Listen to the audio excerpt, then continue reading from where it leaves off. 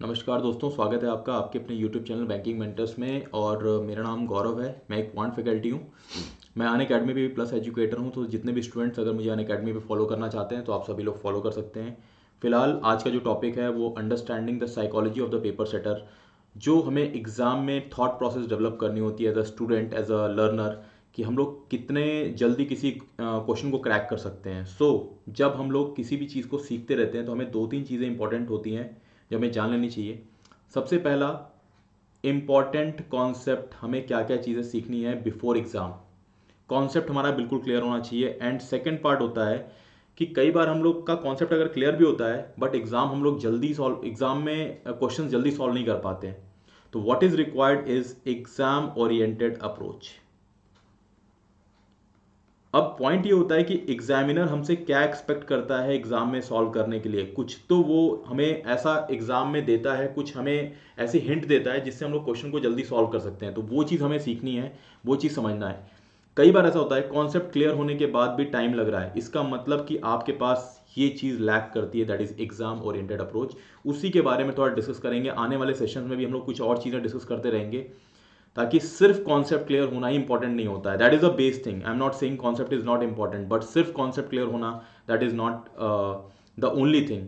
आपको ये भी क्लियर होना चाहिए। तो आइए विदाउट वेस्टिंग टाइम आप लोगों को कुछ एग्जाम्पल्स के थ्रू मैं बताता हूँ कि मैं क्या कहना चाहता हूँ। एक क्वेश्चन आप लोगों को स्क्रीन पे दिख रहा होगा, mixture A and B containing milk and water in the ratio 7:5। एक कंटेनर है हमारे पास, एक मिक्सचर है ए जिसमें मिल्क और वाटर दिया हुआ है, कितने रेशियो में? दैट इज 7:5 रेशियो में। सेकेंड हमारे पास मिक्सचर दिया हुआ है, दैट इज यहां पर जो मिल्क और वाटर का रेशियो है दैट इज 8:9। अब क्या हो रहा है कि कुछ पार्ट हम यहां से ले रहे हैं, ठीक है, is mixed with each other if total quantity of resultant mixture is 0.84 litres. कुछ मिक्सचर हमने यहां से लिया, कुछ पार्ट हमने यहां से लिया, और रिजल्टेंट मिक्सचर में हमारे पास जो मिल्क और वाटर का रेशियो आता है दैट इज 37:33। मिल्क और वाटर का रेशियो 37:33। अब यहां पर देखिए ml में हमारे पास आंसर दिया हुआ है, यहां पर 0.84 लीटर्स दिया हुआ है। दैट मीन्स कि हमें पता होना चाहिए कि यार एक लीटर जो होता है वो कितने के बराबर होता है। एक लीटर हमारे पास 1000 ml के बराबर होता है। तो दैट मीन्स कि ये जो 0.84 लीटर है ये कितने के बराबर होगा? 840 ml के बराबर होगा। बात यहीं पर खत्म नहीं होती है। अगर आप इस क्वेश्चन को चाहें तो आप एलिगेशन से भी बना सकते हैं, अगर आप चाहें तो इसको बेसिक मेथड से बना सकते हैं, बट ट्रस्ट मी, एलिगेशन से भी बना के इसको देख लीजिएगा, आपके पास आपको बहुत टाइम लगेगा। तो वो एग्जाम में मुझे क्या थॉट प्रोसेस डेवलप करनी है जिससे मैं एग्जाम में जल्दी क्वेश्चन को क्रैक कर सकूं। तो वो ऐसा होता है कि जब मैंने इस पार्ट को देखा 37:33, भाई कुछ पार्ट मेरे पास मिल्क और वाटर यहां से आया, कुछ पार्ट मेरे पास यहां से आया, और ये रेशियो कितना बन गया? 37:33। तो अगर एग्जाम में ये चीज आप क्रैक कर पाओ और अभी सीखते रहो इसी चीज को डेवलप करने, क्या वो तरीका हो सकता है? तो मैंने देखा कि कुछ पार्ट मिल्क का यहां से लिया गया, कुछ यहां से लिया गया, वाटर कुछ यहां से लिया गया, कुछ यहां से लिया गया, और आपके पास अल्टीमेटली रेशियो कितना बन रहा है? 37:33 बन रहा है। ओके, सो अगर मैं इस 7 को, यानी इस पूरे रेशियो को मैं अगर ट्रिपल कर दूं, इस पूरे रेशियो को ट्रिपल कर दूं, एंड दैट इज कि वो डेटा दिया ही ऐसे है कि आप कुछ गेस करो, आप डबल करो, आप ट्रिपल करो। तो मैंने इसको ट्रिपल कर लिया।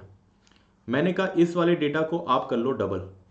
अब जरा ध्यान से देखिए, 37 जो होता है, अगर यहां पे मिल्क देखेंगे तो अब मिल्क कितना बन जाएगा? 21 बन जाएगा। यहां पे वाटर कितना बन जाएगा? अब 15 बन जाएगा। मिल्क अब कितना बन जाएगा? यहां पे 8 2 16। वाटर कितना बन जाएगा? That is 18। आप देखिए 21 और 16 का जो सम बनेगा वो 37 बनेगा। अब सेम चीज वाटर पे भी अप्लाई होनी चाहिए।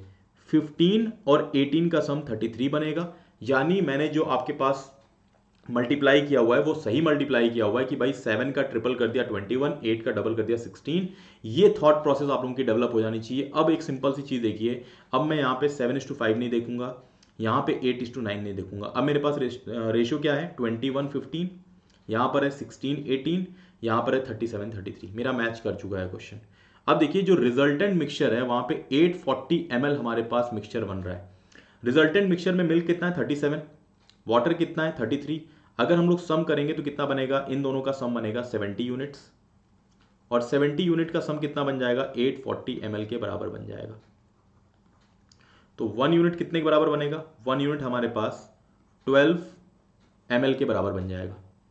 क्वेश्चन में पूछा क्या है, original quantity of mixture B पूछा हुआ है। Original quantity of mixture B मतलब हमारे पास मिक्सचर बी का टोटल क्वांटिटी निकालना है, तो 8:9 से नहीं निकलेगा। यहाँ पे जो टोटल सम बन रहा है 16 और 18 का सम कितना बन रहा है, 34 बन रहा है। तो मेरा जो आंसर बनेगा वो 34 से निकलेगा। 34 यूनिट कितने के बराबर आएगा, 34 इंटू 12, दैट इज 12 3 360 एंड 48, और 360 and 48 that will become 408 ml, and option A is the right answer. आप कोई भी और तरीका लगा के देख लीजिए, ऐसा क्वेश्चन स्टैंडर्ड बैंकिंग में हमारे पास आता है, और अगर आप इसको किसी और तरीके से लगाएंगे तो आपके पास क्वेश्चन सॉल्व नहीं होगा। इसमें इंपॉर्टेंट चीज क्या है कि एग्जामिनर आपसे एक तरीके से आपको हिंट दे रहा है, ऐसा कुछ डेटा दिया हुआ है कि आप इसको डबल करके ट्रिपल करके एक बार क्रॉस चेक करें, ठीक है। और आपको समझ में आएगा कि कई ऐसे क्वेश्चन होते हैं, एटलीस्ट 70% ऐसे क्वेश्चन होते हैं जिनको हम लोग proper concept, proper paper work के साथ क्वेश्चन सॉल्व करते हैं, बट उसमें वो रिक्वायर्ड नहीं होता है। एग्जाम में इतना टाइम नहीं होता है, इतना आप सोच पाओ या इतना आप सोल्यूशन लिख पाओ, या स्पेस या टाइम, ये दोनों कांस्टेंट आपके पास बहुत लिमिटेड होते हैं। तो आपको उसका पूरा यूटिलाइजेशन करके लिमिटेड टाइम में मैक्सिमम क्वेश्चन सॉल्व करना होता है। नेक्स्ट क्वेश्चन की बात करता हूं मैं। A mixture contains A and be in the ratio 5:7. 24 liters of the mixture is taken out and 15 liters of A is poured in. Now the ratio of A to B becomes 10:7. Find the amount of B in the originally present in the mixture. ठीक है, ये जो पूरा process है इसको मैं 3 step में बनाऊंगा। अब इसके लिए मैं आपके पास एक बहुत इंपॉर्टेंट कॉन्सेप्ट बताता हूँ, बट ये कॉन्सेप्ट की क्लास नहीं है, तो I will restrict my self. A:B का इनिशियल में रेशियो कितना है, 5:7 है। मान लीजिए कंटेनर भरा हुआ है। अब इसमें से क्या हो रहा है, 24 लीटर्स हमने मिक्सचर निकाल दिया, 24 लीटर्स मिक्सचर हमने निकाल दिया। एक चीज़ याद रखिएगा कि जब भी हम लोग कंटेनर में से मिक्सचर निकालते हैं तो रिडक्शन के केस में हमेशा कभी भी आपके पास रेशियो चेंज नहीं होता है। तो अगर यहाँ पे A:B रेशियो 5:7 है तो ये भी रेशियो कितना होगा, 5:7 होगा। फिर क्या हो रहा है, हम लोग 15 लीटर्स ऐड कर रहे हैं, ठीक है। This is not a standard replacement. Standard replacement वो होता है जहां पर जितना लीटर निकाला जाता है उतना ही लीटर ऐड किया जाता है। मतलब 15 लीटर हमारे पास क्या हो जाएगा, यहाँ पे ए ऐड किया गया। अब अल्टीमेटली अगर थर्ड स्टेप में चलते हैं हम लोग, तो थर्ड स्टेप में पूरा तो नहीं भरेगा, ठीक है। और यहाँ पर ए और बी का जो रेशियो आ रहा है वो कितना आ रहा है, दैट इज 10:7। ये पूरा हमारे पास कहानी है। एक ही कंटेनर की हम लोग 3 स्टेप्स बता दिए, फर्स्ट, सेकेंड और थर्ड। अब पॉइंट क्या है, अगर मैं इस क्वेश्चन को सॉल्व करूं तो जहां पर एडिशन हो रहा है स्टेप 2 से स्टेप 3 के बीच में इसको सॉल्व किया जा सकता है, बट एग्जाम में मेरे पास इतना टाइम नहीं है, और यही डिसाइड करता है कि जो नॉर्मल स्टूडेंट्स किस तरीके से क्वेश्चन बनाते हैं और आप किस तरीके से क्वेश्चन को बनाएंगे। आपसे पूछा गया है, ठीक है, कहानी मुझे क्लियर है, कॉन्सेप्ट क्लियर है, सोल्यूशन मैं लिख सकता हूं पूरा, चाहे वो 4 लाइन का हो चाहे वो 5 लाइन का हो, बट एग्जाम में क्या रिक्वायर्ड है, find the amount of B originally present in the mixture. Originally B का रेशियो कितना दिख रहा है, 7।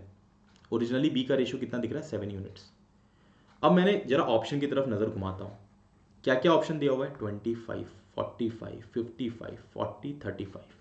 यानी एक ही ऑप्शन ऐसा है जो 7 का मल्टीपल है, that means that's the answer.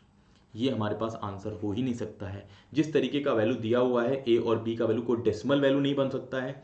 यानी जो भी आप सॉल्व करने में एटलीस्ट 1 यूनिट का वैल्यू निकालेंगे, वो 1 यूनिट का वैल्यू कभी भी हमारे पास डेसिमल नहीं बनेगा। इसलिए जो भी मेरा आंसर बनेगा वो एक इंटीजर वैल्यू ही रहेगी, यानी 7 यूनिट का मल्टीपल ही मेरा आंसर बनेगा। सिर्फ एक ऑप्शन दिया हुआ है, वो यूनिक इसी तरीके से सॉल्व कराना चाहता है। और प्लीज़ एक बार फिर से रिपीट कर देता हूँ, ये कोई कॉन्सेप्ट बिल्डिंग क्लास नहीं है, ये सिर्फ आप लोगों को ये बताना है कि आपके एग्जाम में 70% ऐसे क्वेश्चंस आते हैं जिनको आप बहुत गलत तरीके से सॉल्व करते हैं। अगर आप इसमें 30 सेकंड 20 सेकंड से ज़्यादा टाइम वेस्ट कर रहे हैं, इसका मतलब आप गलत रास्ते पे हैं, उस रास्ते को इंप्रूव करना है, ठीक है। Next, a mixture contains A and B in the ratio 5:9. 14 liters of this mixture is taken out and 14 liters of B is poured in. Now A to B becomes, the ratio of A to B becomes 2:5. Find the amount of B originally present in the mixture. अब इसमें मैं diagram नहीं बनाऊंगा, इसमें कुछ भी नहीं, मैं चाहूँगा कि आप लोग इतने टाइम में आंसर बता सके रहें। हमारे पास ओरिजिनली बी कितना है, 9 यूनिट्स।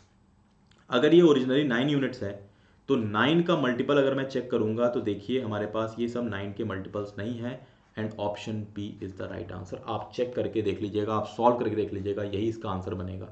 एग्जामिनर चाहता है कि आप इतने में ही क्वेश्चन सॉल्व करके आगे बढ़ जाएं, बट हम लोग क्या करते हैं कि हमारी अपनी सेटिस्फैक्शन के लिए हम लोग पूरा सोल्यूशन लिखते हैं, या फिर कई लोगों को ये चीज़ यहाँ पे इस स्टेप पे पहले आप लोगों को रियलाइज ही नहीं होता है कि इतने जल्दी क्वेश्चन को सॉल्व किया जा सकता है। अगर एग्जामिनर आपसे चाहता है कि आप पूरा सोल्यूशन लिखें तो आपको कभी ऑप्शन नहीं दिया जाता, और आपका ऑब्जेक्टिव पेपर कभी नहीं होता, आपका हमेशा सब्जेक्टिव पेपर होता। तो वो सब चीज़ें देने का कुछ मतलब होता है, आप लोगों को ये सब चीज़ें सीखनी पड़ेंगी, आप लोगों को बिल्कुल एक्सपर्ट होना पड़ेगा if you want to solve the paper in time, maximum question solve करके मेरिट में अगर आप लोगों को आना है तो आप सभी लोगों को ये सब चीज़ें सीखनी पड़ेंगी। प्लस एक चीज़ मैं आप लोगों को पहले बता देता हूँ कि जो मैं ये चीज़ बता रहा हूँ डेफिनेटली हर क्वेश्चन पे एप्लीकेबल नहीं है। अगर यहाँ पे 9 के मल्टीपल 2 ऑप्शन, 3 ऑप्शन या सारे ऑप्शन दे देंगे तो आपके पास कोई और चॉइस नहीं रहेगा, तब आपने जो कॉन्सेप्ट सीखा हुआ है वो आपको अप्लाई करना ही पड़ेगा, ठीक है। बट हमें ये सीखना पड़ेगा, हमें ये समझना पड़ेगा कि हमारे एग्जाम में 60 to 70% क्वेश्चन ऐसे ही आते हैं। अगर मैं प्री एग्जाम की बात करूं, चाहे IBPS PO हो, चाहे SBI हो, चाहे वो IBPS क्लर्क हो, हमें सिर्फ 20 मिनट्स का टाइम मिलता है जिसमें हमें कितने क्वेश्चन करने होते हैं, 35 क्वेश्चन। तो बाय डिफॉल्ट ये चीज़ श्योर होती है कि जो एग्जामिनर है उसने पेपर ऐसा सेट किया हुआ है, उसमें ऑप्शंस ऐसे दिए हुए हैं कि जिसमें विद इन टाइम क्वेश्चन को आप सॉल्व कर सकते हैं। And you do not need to solve 35 questions, you have to solve 70% of the questions with some 95-90% accuracy, you will definitely crack the exam. The point is we often do not realize कि questions को ऐसे भी बनाया जा सकता है, ठीक है। तो हम लोग आगे भी सेशंस हम लोग ले आते रहेंगे जिसमें हम लोग कुछ नई चीज़ें सीखेंगे, जिसमें कुछ ऐसी टेक्निक सीखेंगे जहां पर एग्जाम में वो थॉट प्रोसेस डेवलप करनी है। एग्जाम ओरिएंटेड अप्रोच के लिए आप लोगों को थॉट प्रोसेस जरूर डेवलप करना पड़ेगा। Thank you so much for watching this video. अगर आप लोग प्लस सब्सक्रिप्शन लेना चाहते हैं अनअकैडमी का, you can use this referral code Gaurav YT, I am a plus educator, you can follow me there also. Thank you so much, I hope you enjoyed the video, keep learning, thank you.